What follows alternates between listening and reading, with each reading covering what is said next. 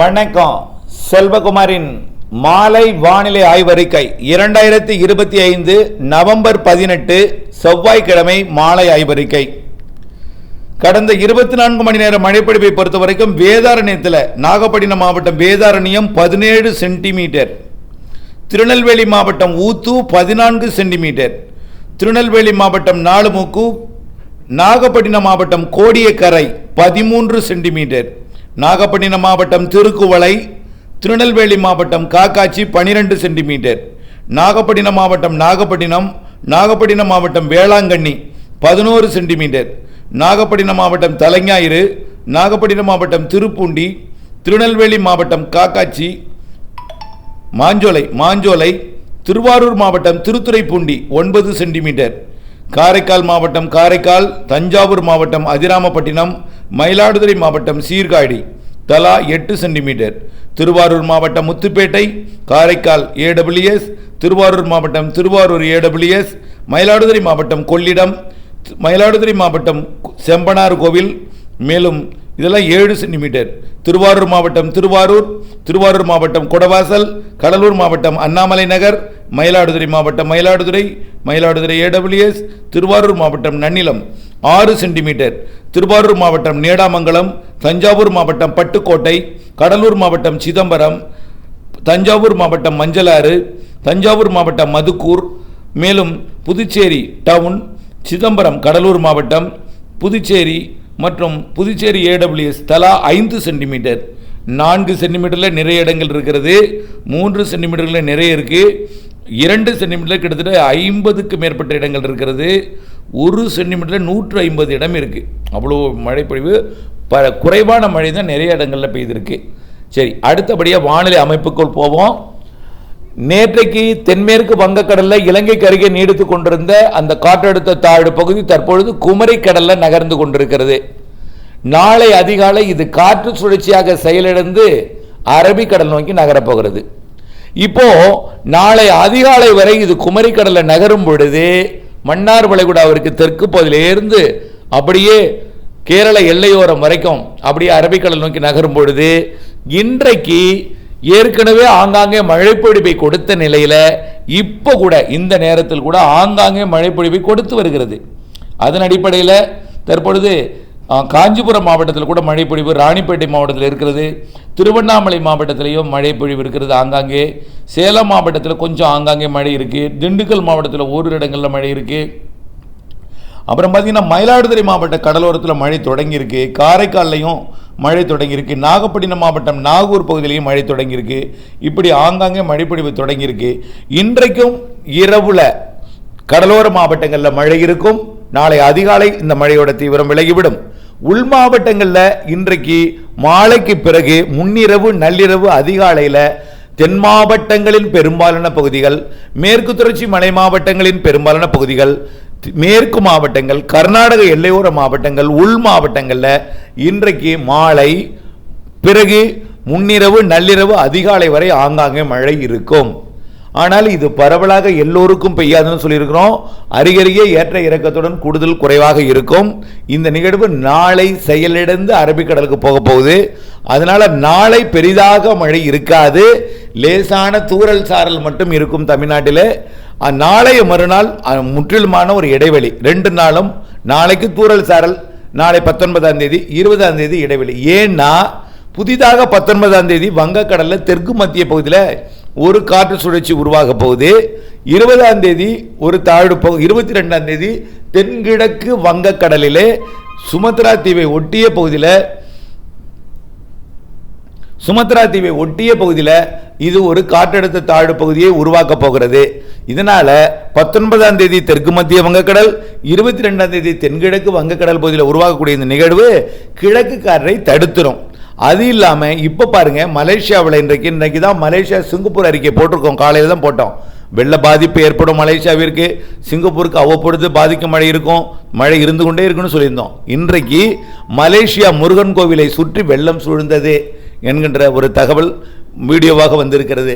இப்படி மலேசியாவிற்கு மழை இருக்கும். அந்த நிகழ்வு எல்லாமே அங்கே இருக்கக்கூடிய நிகழ்வு தான் நமக்கு வருது. இப்போ மலேசியாவிற்கு பாதிப்பை கொடுத்து கொண்டிருக்கூடிய, வெள்ளத்தை கொடுத்து கொண்டிருக்கூடிய அந்த நிகழ்வு தான் வங்கக்கடலில் இறங்கி இலங்கை வரும். 1 by 1 இலங்கைக்கு தாங்க நிகழ்வு. நல்லா எழுதி வச்சுங்க. இலங்கை அருகே வந்துதான் அது பிரியும். எந்த நிகழ்வாக இருந்தாலும் டைரக்டாக இலங்கை வந்துடும்.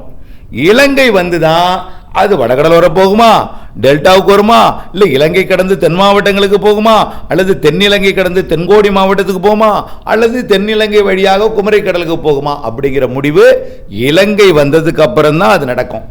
ஆக எல்லா இலங்கையும் இலங்கை வந்து தான் பிரியும். ஆக வரக்கூடிய 19ஆம் தேதி 20ஆம் தேதி வரக்கூடிய நிகழ்வு கிழக்கு காற்றை தடுத்துடும் என்பதனால இங்கே நாளையும் நாளை மறுநாளும் மழை வாய்ப்பில்லை. நாளை கூட மேகமூட்டம் சூறலாம் சில இடத்துல. ஆனால் நாளை மறுதினம் வரக்கூடிய 20ஆம் தேதி மழை வாய்ப்பு இல்லை.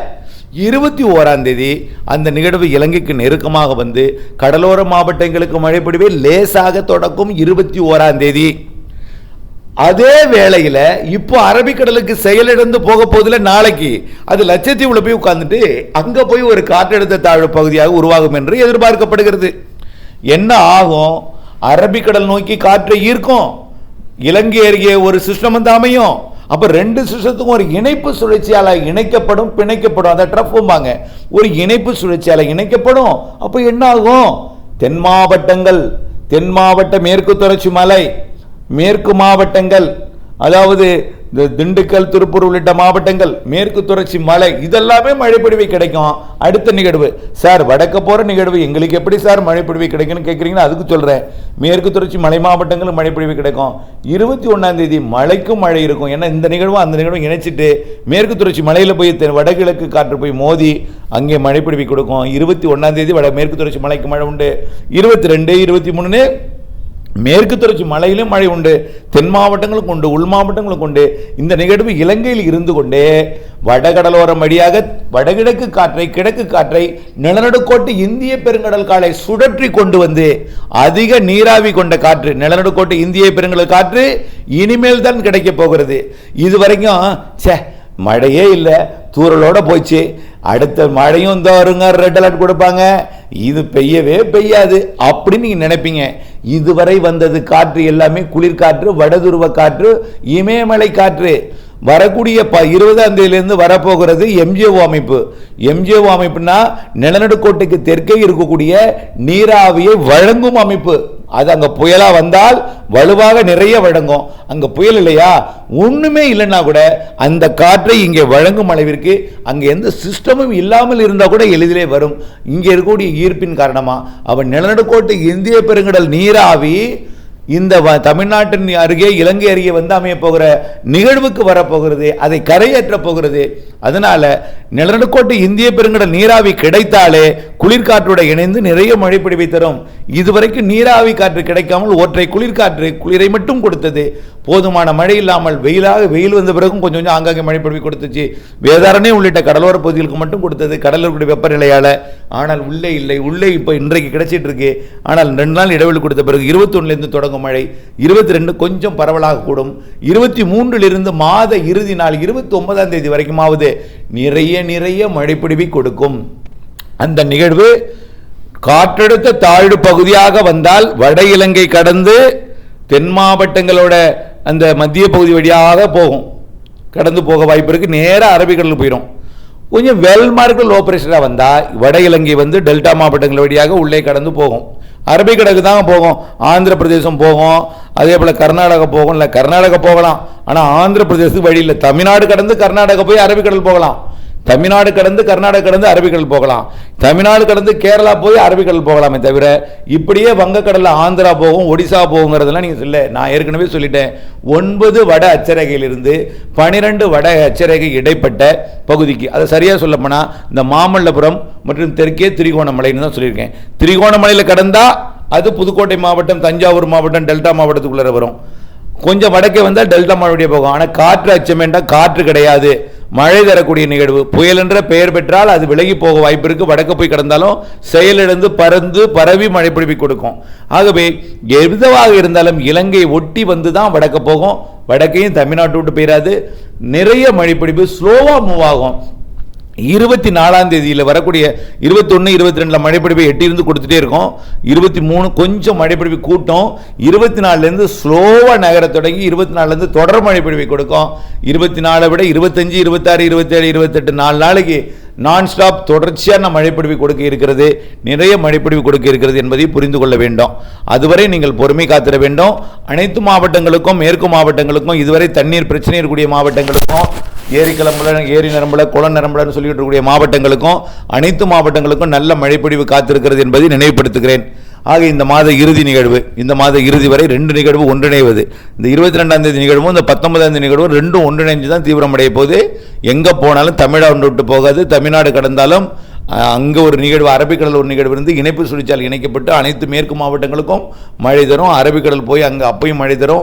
கடந்து போகும்பொழுது நல்ல மழை தரும். நீராவி காற்று வரப்போது. இது குளிரோடு போயிடாது, குளிர் கிடையாது, ஏமாற்றுறது கிடையாது, நிறைய மழை தரக்கூடிய நிகழ்வு என்பதை நீங்கள் புரிந்து கொள்ள வேண்டும். தொடர்ச்சியாக ஒரு 3-4 நாளைக்கு தொடர்ச்சியான மழை இருக்குது என்பதை புரிந்து கொள்ளுங்க. சரி, இது இல்லாமல் அடுத்தது பார்த்தீங்கன்னா, இதுக்கு அடுத்தபடியாக டிசம்பர் மாதம் 2ஆம் தேதி 3ஆம் தேதி நெருங்கி வந்து 3ஆம் தேதியிலிருந்து 8ஆம் தேதிக்குள்ளே நிறைய மழைப்பொழிவை தமிழ்நாட்டுக்கு கொடுக்கும். அது நிச்சயமாக வட இலங்கை கடந்து வட இலங்கையுடைய பாக்ஜல சிந்து வழியாக மேற்கு நோக்கி பயணிக்க வாய்ப்பு இருக்குது. அதுவும் நிறைய மழைப்பொழிவு தரும். அதுக்கு அடுத்தபடியாக பார்த்தீங்கன்னா 8ஆம் தேதியிலிருந்து 24ஆம் தேதிக்கு இடைப்பட்ட பகுதியில் சிறு நிகழ்வு 2, ஒரு வலுவான நிகழ்வு என்று 3 நிகழ்வு இருக்குது. அதுவும் நிறைய மழைப்பொழிவு. இலங்கை கடந்து தென் மாவட்டங்கள் வழியாகத்தான் மேற்கு நோக்கி போகும். இலங்கை கடந்து மேற்கு நோக்கி போகும் பொழுது எல்லா உள் மாவட்டங்களுக்கும், தண்ணீர் பிரச்சனை உள்ள மாவட்டங்களுக்கெல்லாம் மழைப்பொழிவை தரும் என்பதை நீங்கள் புரிஞ்சு கொள்ள வேணும். அடுத்தபடி ஜனவரிலையும் டிசம்பர் இறுதியிலையும் இருக்குது. கிறிஸ்துமஸ்க்கு அப்புறம் ஒரு நிகழ்வு, அது தென் மாவட்டங்களுக்கு ஆனது. எல்லாமே தென் மாவட்டங்கள் இலங்கை ஒட்டி வரதுனால தென் மாவட்டங்களுக்கும் நிறைய மழைப்பொழிவை கொடுக்கும். நம்பி கொடுங்க. மேற்கு தொடர்ச்சி மலைக்கும் கொடுக்கும். நீலகிரி, வால்பாறை மற்றும் தேனி, அதே போல் கன்னியாகுமரி, திருநெல்வேலி, தென்காசி மாவட்டம் மேற்கு தொடர்ச்சி மலை, கொடைக்கானல் பகுதி மலை எல்லாமே நிறைய மழைப்பொழிவு காத்திருக்குது. இப்போ உங்களுக்கு புரியாது. நெருங்கி வந்து உங்களுக்கு அனுபவ பாடத்தை கொடுத்தால்தான் புரியும். அது வரைக்கும் எவ்வளவு சொன்னாலும் நம்பிக்கை வராது. இது பெய்யாதுன்னு நினச்சிட்டு இருப்பீங்க. நான் சொல்ல வேண்டியது சொல்லிட்டேன். பெய்யும் பெய்யும் பெய்யும். தயவுசெய்து நல்லா ஒன்று புரிஞ்சுங்க. திருநெல்வேலி, தென்காசி மாவட்டத்தில் தண்ணி இருந்துச்சு. தண்ணியை திறந்து விட்டுட்டாங்க ஒரு சில இடத்துல. அப்போது அந்த தண்ணி மீது அதிகமாக இருந்துச்சு, திறந்து விட்டாங்க. இப்போ நாற்று விடுறதுக்கு தண்ணி இல்லை. புரியுதா? அதே போல் பன்ருட்டி உள்ளிட்ட சுற்றுவட்டார பகுதிகளில் அங்கேருந்து தகவல் வந்திருக்கு. அங்கே என்ன சொல்லியிருக்காங்கன்னா, தண்ணி இல்லைங்கிறாங்க. ஏற்கனவே ஒரு 15 நாளைக்கு இந்த மோந்தா புயலுக்கு முன்னாடி கொட்டி தீர்த்துச்சுங்க மழை. இடைவெளியே இல்லாமல் காய விடாமல் அவ்வளோ மழை பெஞ்சுது. அவ்வளோ மழை, பயந்துட்டு கிடந்தீங்க. என்ன இவ்வளோ மழை பெய்யுதுன்னு விழுப்புரம், திருவண்ணாமலை எல்லாம். இப்போ அங்கே தண்ணி இல்லைன்னு சொல்லி அங்கேருந்து தகவல் வருது. இப்போ தண்ணீரை நம்ம சேமிக்க தவறுகிறோம். தயவுசெய்து புரிஞ்சுங்க. கைவசம் நீர் தேக்கலாம், கவலை இல்லாமல் விவசாயம் செய்யலாம். ஒரு நிகழ்வு விலகி போனால் அந்த நிகழ்வுக்கு பிறகு அடுத்த நிகழ்வு வருது. அதுக்காக மழையே இல்லைன்னு சொல்ல, நிறைய மழை இருக்குது. சேர்த்து பெய்யும். உங்களுக்கு இன்னும் சொல்ல போனால் சத்தியம் வேணாலும் பண்ணலாம். குளங்கள் நிரம்பும், ஏரி நிரம்பும், உங்களுக்கு நிரப்பும் நிறைய மழை இருக்குது அப்படிங்கிற ஒரு வார்த்தையோட வறட்சியால் பிரச்சனை வராது. எந்த மாவட்டத்திற்கும் மழையால் தான் பிரச்சனை வரும்னு திரும்ப சொல்லிட்டு இருக்கேன். பொறுத்திருந்து பாருங்கள், எல்லாம் புரியும்.